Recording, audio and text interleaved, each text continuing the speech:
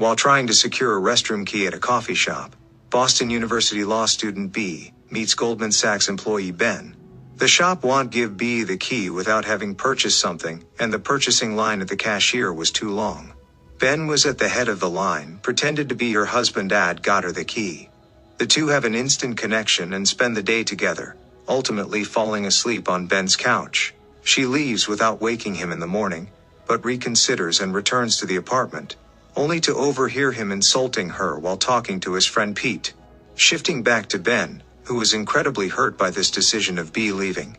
He gets up and decides to look at the giant wrench that he decided to tell her about. Ben had said that his mom gifted him the wrench, telling him that no matter how broken something is, it can be fixed.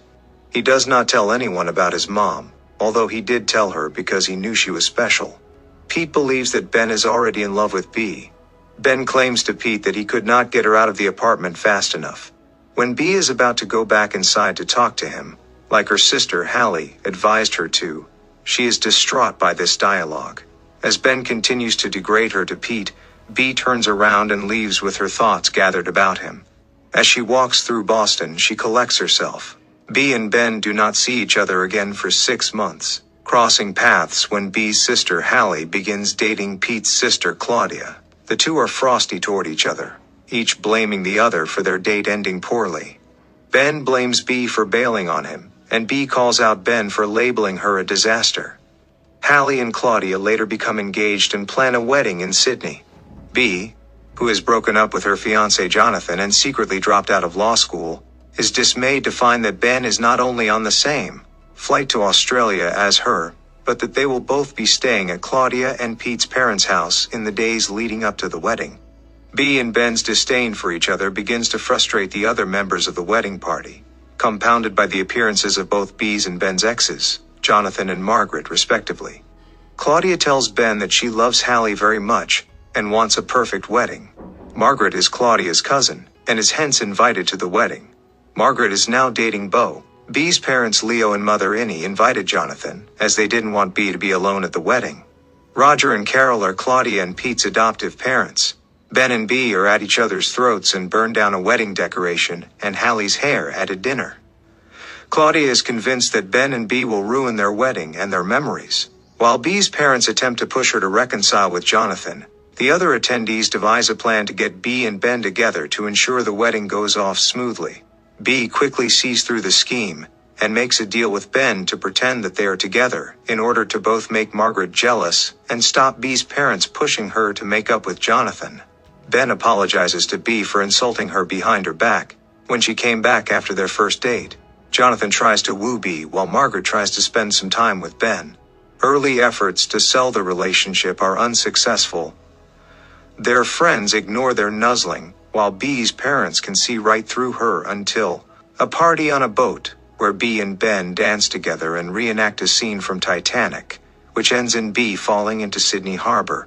Ben jumps in after Bea, and they have a conversation while waiting for rescue on a buoy. She tells him that she has withdrawn from law school, and they make a date to sightsee at the Sydney Opera House. She says that she broke up with Jonathan because they never fought. Ben says that he was hurt when Bea left, and that is why he said those insulting things about Bea to Pete.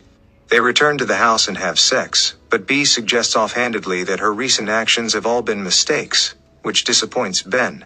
He slips away in the early hours of the morning, disheartening Bea. The morning of the wedding, Margaret asks Bea for her blessing to rekindle things with Ben.